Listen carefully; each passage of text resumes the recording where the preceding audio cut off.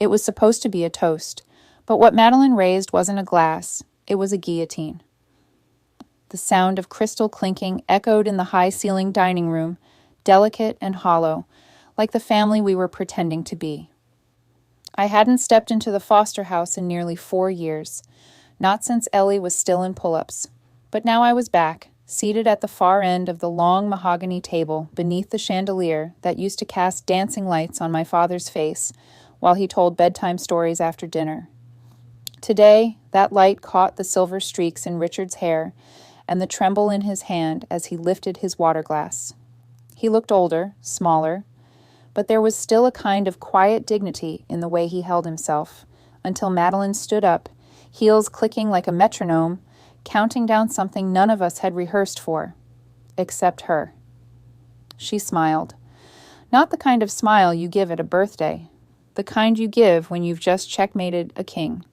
"I'd like to say something before the cake," she began, perfectly poised. Her voice carried the same syrupy cadence she used back when we were kids, and she talked teachers into giving her a second chance on an essay she never wrote. Richard looked up at her, expectant, touched even. He always thought Madeline had the gift of speech. The room quieted. Forks paused midair. I felt Ellie squirm in my lap, and Dean shifted in his seat beside me, sensing it too, the sudden, electric stillness. "We've had a meeting," Madeline said, "and we've made a decision." I stiffened. Meetings in this house didn't happen without whispers and decisions.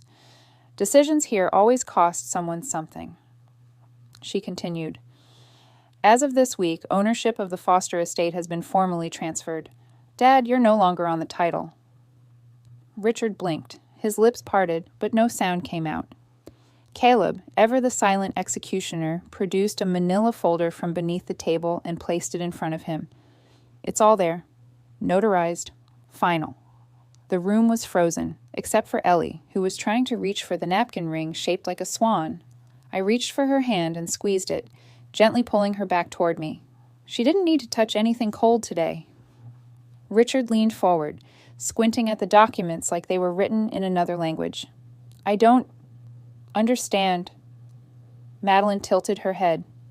"You said you wanted what was best for the family. We took that to heart." "We?" he asked, barely above a whisper. Caleb nodded. Martha, our mother, remained still, her hands folded in her lap, her gaze fixed on a spot somewhere between the fireplace and denial. Richard looked at her. "Martha?" She inhaled slowly, then exhaled like she was deflating. "Please don't ruin this day." That was when I knew it was done.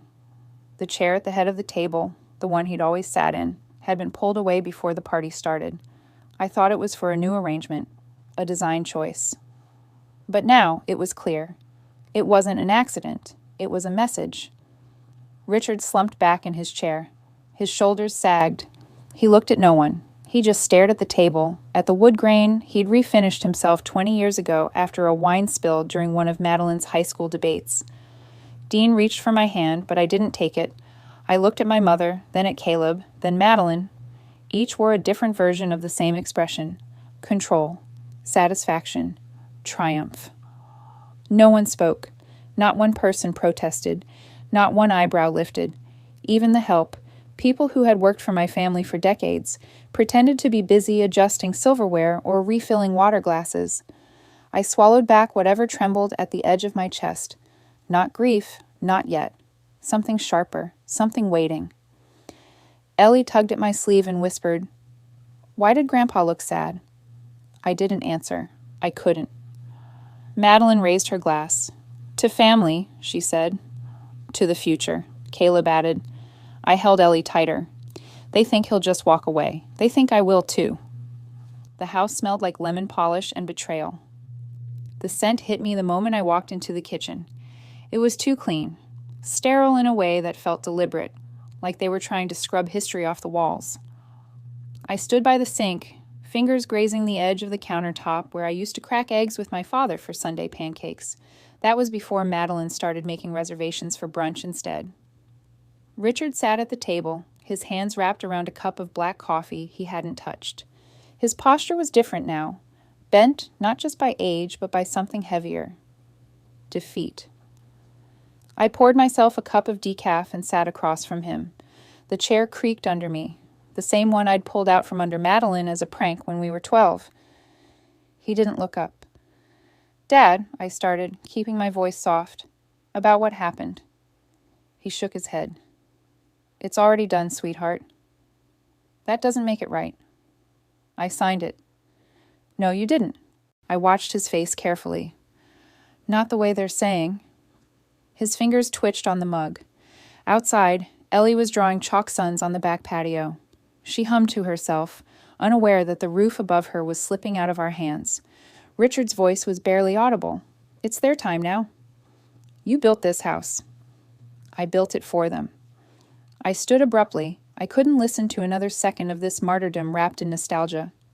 Not today. The study door was locked, as expected. It always had been, even when I was a kid, even when it wasn't hiding anything. I knew the squeaky floorboard 3 steps in, the way the doorknob resisted slightly to the left, and I knew exactly where he kept the key. Inside the ceramic frog planter by the windowsill. I slipped in. The office was colder than the rest of the house. Shelves of books, dusty picture frames, and a paperweight shaped like a lion, everything still where it had been. But when I opened the bottom drawer, the file marked Property 2024 was missing. In its place, a new folder labeled Family Trust Adjusted lay neatly centered. My hands trembled as I flipped it open. Documents stared back at me, pristine, recent, and too perfect. Signatures that looked too clean, too deliberate, and one page labeled Transfer of Ownership bore Richard's name in sharp, smooth cursive, almost like it had been drawn, not written. Footsteps approached. I snapped the drawer shut just as the door creaked open. Martha stood there, arms crossed, eyes tired. She used to scold us with those eyes. Now she just watched. "I thought you didn't come here to start trouble," she said. "I came here because he's my father." Her expression didn't change. "Madeline is in charge now. It's better this way." "For who?" She didn't answer. Later that night, I sat on the guest bed scrolling through files I'd secretly scanned and sent to myself. Dean walked in, paused, then left without a word. We hadn't fought. We hadn't touched. We hadn't connected in days, maybe longer. I lay back, staring at the ceiling. Then I heard Ellie giggle. She was sitting on the carpet beside the bed, flipping through my unlocked phone. "Look, Mommy, I took a picture of the green messages." "What?" I sat up. She held it up. A screenshot. Caleb's phone. His thread with Madeline. "He signed under meds. It's done." I froze. "Ellie, when did you see this?" I was playing with Grandpa's phone. It beeped, so I pushed buttons. I snatched the phone from her gently, heart racing. The screenshot showed a timestamp. A recent one. The message from Caleb. The one thing they never meant to leave behind. The next morning, I stood outside the porch in the cold, staring at the mountains as I dialed the number I hadn't used in over a decade. "Liam Torres," a voice said on the other end. "It's Vanessa Foster." A pause, then, "Wow, it's been a long time." "I need a lawyer," I said, "and someone I can trust." Another pause. "What's going on?" "I'm sending you some files. I need you to look at a signature." 10 minutes later, he called back. "This signature is electronically pasted from a 2020 insurance form. If this is what I think, it's fraud." I exhaled slowly. "So, we're not crazy." "Number, but you're in deep." I looked down at Ellie, who was now asleep on my lap, her hand still gripping my sleeve. "What do I do?" Liam's voice was calm but serious. "If you want to fight this, you need to be ready. Bring everything to Boston." "They want war? Let's make it legal." They were sipping tea. I was holding napalm. The porcelain clinked like bones across the wrought iron table. Lavender steam curled in the air, mingling with the faint scent of chrysanthemums from Martha's well-pruned garden. Everything was composed, except me. Martha sat at the center, the teapot poised like a neutral diplomat. Caleb to her right, Madeline across from me, legs crossed, posture regal. Dean sat beside me, quiet but alert. Ellie was on the stone steps sketching in the afternoon sun, legs swinging as she hummed a tune no one else could hear. "This is nice," Martha said, in that too bright way people use when they're patching bullet holes with duct tape. "We haven't had tea together in ages." I sipped slowly, tasting nothing. Madeline glanced at me over the rim of her cup. "Every family has to make hard decisions. Ours just had to make them out loud." I gave her nothing. She leaned in slightly. "It's not personal, Vanessa, just logic." I remembered when she said that to me in college, after she vetoed my name from the family scholarship board, saying, "You're too emotional to ever run a family. Cold logic wins every time." That same voice now cloaked in herbal niceties. Caleb stirred his tea with mechanical precision. "Dad's been having episodes. Forgetting things. Sometimes he talks to the tulips." Martha didn't even blink. She added honey to her cup like he hadn't just set our father on fire in front of his granddaughter. Ellie's pencil scratched softly against paper. Then she paused and walked over, placing the drawing on my lap without a word. A house, big, detailed, and outside the locked front door, her small figure had drawn a man, alone, stooped, holding a flower pot. My breath caught. She had drawn him perfectly. His glasses, his gardening gloves. Grandpa. Madeline peeked. "Oh, how sweet," she said. "Is that us inside?" "No," Ellie replied, quiet and steady. "It's just me." Dean shifted beside me, his eyes narrowing, not at the drawing, but at Madeline's reaction. I folded the paper and slid it into my purse. "I should check on the tulips," I said. No one stopped me. That evening, as twilight draped the estate in blue, I found Richard kneeling by the flower beds, fingers pushing soil over bulbs like they were secrets he couldn't bury deep enough. "You shouldn't be out here alone," I said. He didn't look up. "They'll die if I don't." I crouched beside him. The ground was cold, damp. His knuckles were red, cracked. His eyes had that far-off shine, the kind you get when you've been looking at doors that won't open. "You don't have to fix everything." He kept planting. "If I don't, who will?" I placed my hand over his, stopping him mid-motion. "Would you come back," I asked, "if I gave you a reason?" He looked at me then, eyes watering, not from emotion, but from the sudden possibility. "I never left," he whispered. "They just closed the door." Later, when he had gone to bed and the house had fallen into that careful silence it always wore when pretending to be at peace, I crept into the study again. This time, I knew where to look. Richard used to tell me, when I was 9 and nosy, "Always leave yourself a way back." He had a desk drawer that didn't open unless you knew the trick. Tap once on the left leg, twist the pen holder, press in the corner groove. I did exactly that. The click was soft, secretive.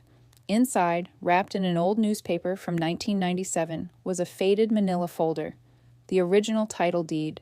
Vanessa Foster, co-owner. Richard Foster, primary, unrevoked, untouched, untold.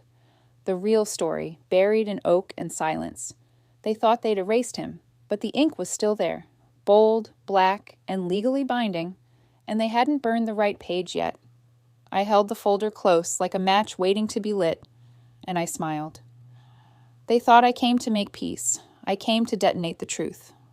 The cafe smelled like burnt espresso and panic, not mine. His, the barista's. He kept fumbling the lids, dropping a stirrer, glancing too quickly between customers. Meanwhile, I sat by the fogged window. Untouched coffee, cooling beside a folder that pulsed like a heartbeat. Manila. Ordinary. Lethal.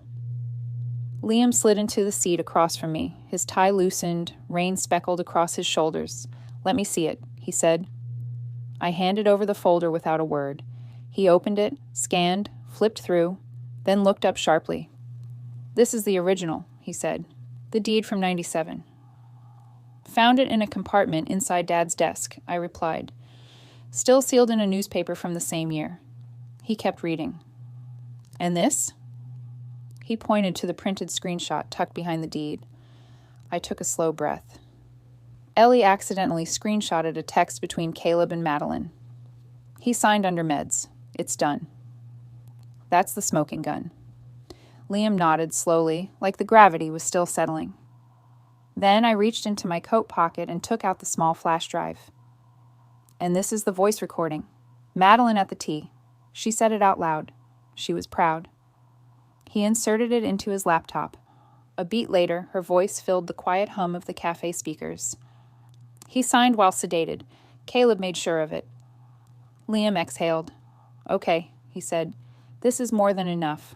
Fraud, coercion, maybe even elder abuse.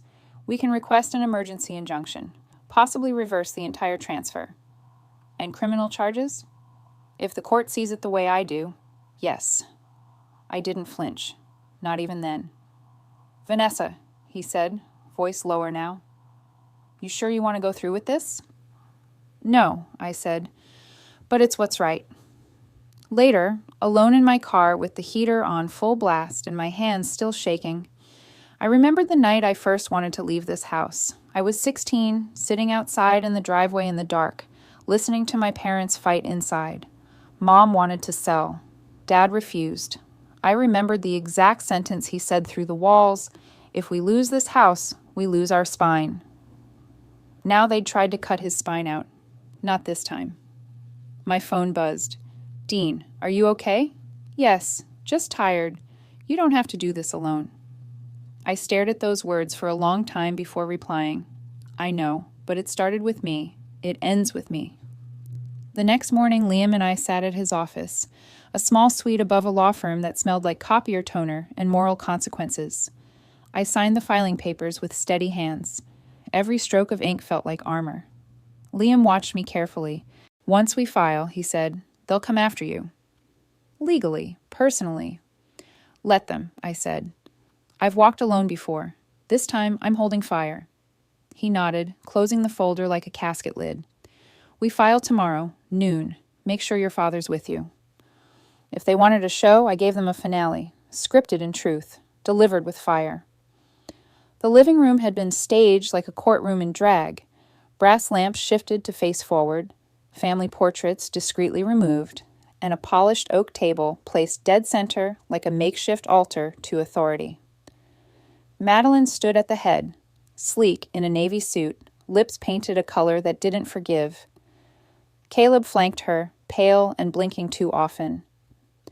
Martha hovered near the fireplace, twisting the wedding band she hadn't worn properly in years. Dean stood by the window, arms folded. Ellie sat near the corner, cross-legged on the floor with her sketch pad, oblivious, or pretending to be. Madeline's lawyer, some man with a chin too sharp and a tone too smooth, opened the laptop and cast the slideshow to the mounted TV.